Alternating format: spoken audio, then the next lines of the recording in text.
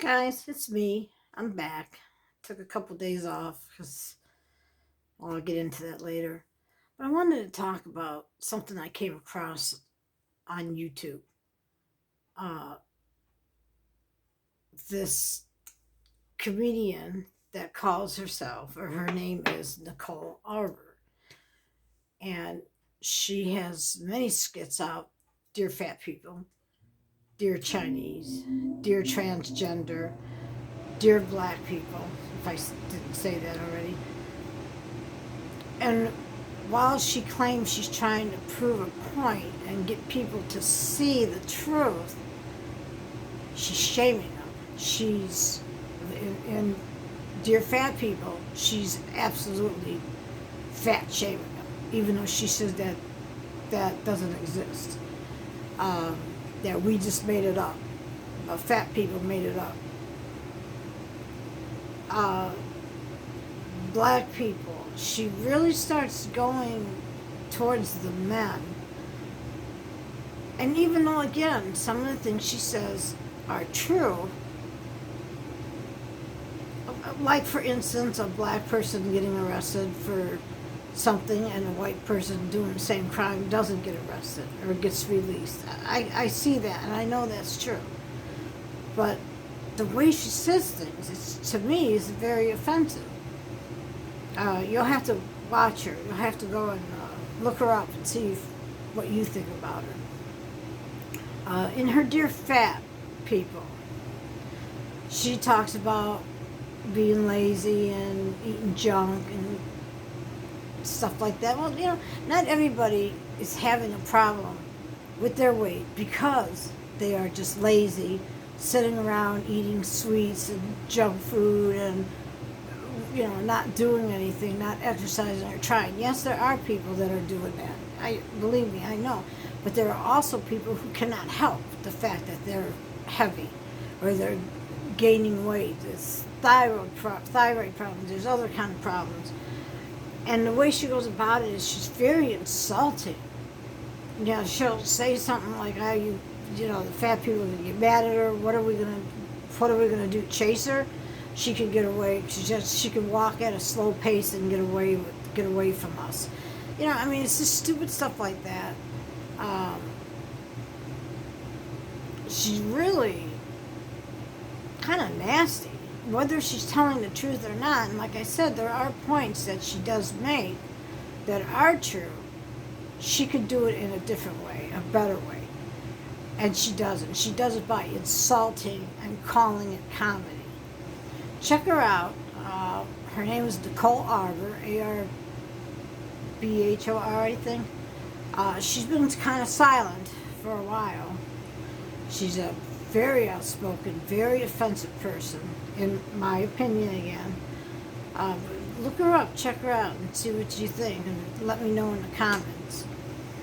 But now I'm going to talk about why I haven't been on here in the last 2 days. Excuse me, my dog's needing me. Well, my car has been acting up, as I told you before. It jerks. When I try to go over like maybe 25, 30 miles an hour, if I do it too fast, if I accelerate too fast, it'll jerk. Sometimes a couple little tiny jerks, sometimes just one big jerk that I feel like I crashed into something. And when that happens, 5 times out of 10 the car stalls.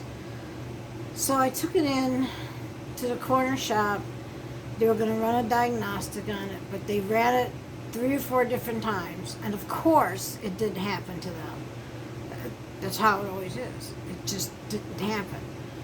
So he said we didn't run it because we have nothing to base it on. We don't know what's going on with the car. But then he did tell me that I need I think it's a lower control arm and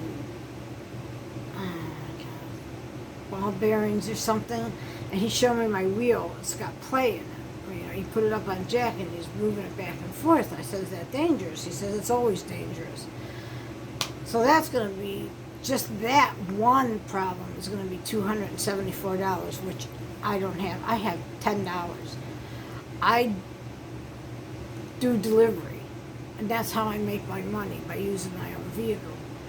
If I can't work because my car is, oh, that's another thing, I'll tell you that in a second, because my car is dangerous, I can't make the money to get it fixed.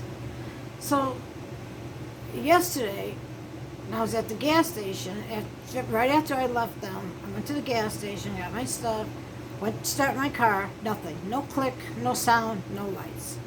So I've done this before, and it always helps. I got out of my car, and I lifted the hood, and I moved the battery just a titch. Got back in the car, and it started right up. So I had that same problem about 6 months ago, and I took it to I'm not going to say backyard mechanic, because he had his own garage, but it wasn't, like a little family-owned thing. It was just a garage he rented out, and he fixed cars. And he put a starter in for me. And I was going to say new starter, but I'm not so sure now. It's doing the same thing it was back then when he replaced the starter, only this time it's worse. I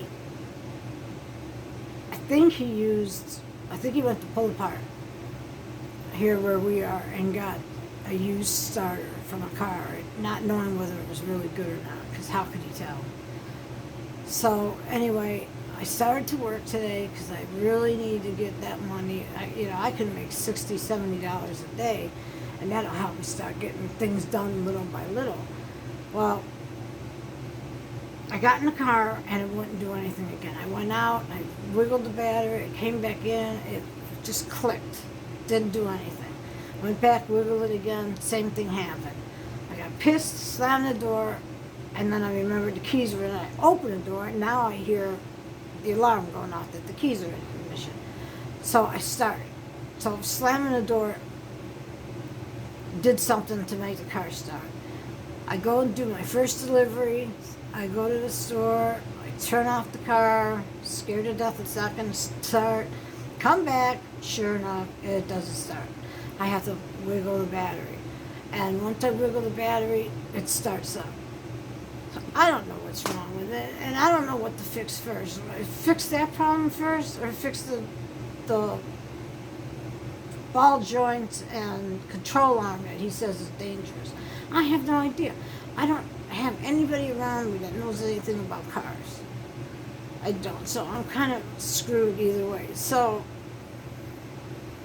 I think I'm depressed now. Wait till I have to sit home day after day after day in the basement where I stay, doing nothing. Just doing absolutely nothing. Watching TV, taking a nap, straightening up, trying to paint a little bit. It's totally killing me. It really is. I just don't know why I can never get ahead. Why, when I thought I had my car fixed and I started trying to save money, something else happened. I took care of that. That took up all the $300 I saved, fixed my brakes, and the whole front end is what the guy did, only to find out that now it still needs it. So again, I think used parts, right? Because why would he have worked on that side and now it needs the same thing, and it's only been maybe 3 months for that? Well, the guy took off and went to Florida, so I can't even take it back to him.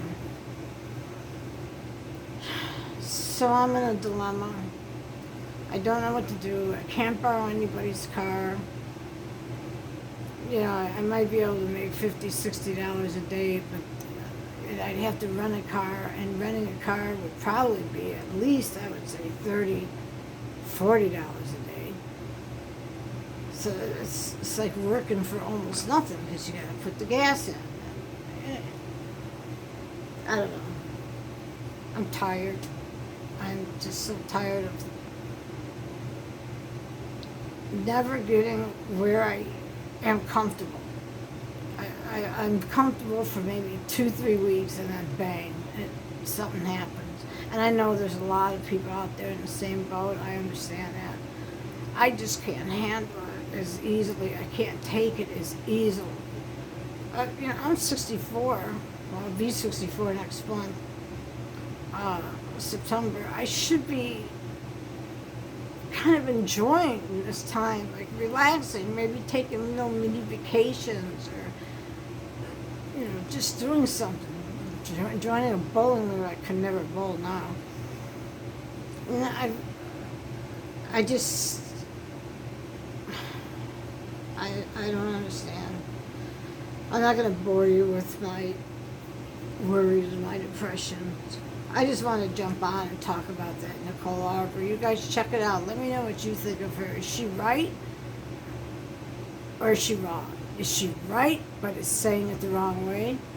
Let me know in the comments. Like and subscribe. I'll see you later with hopefully some good news. Bye.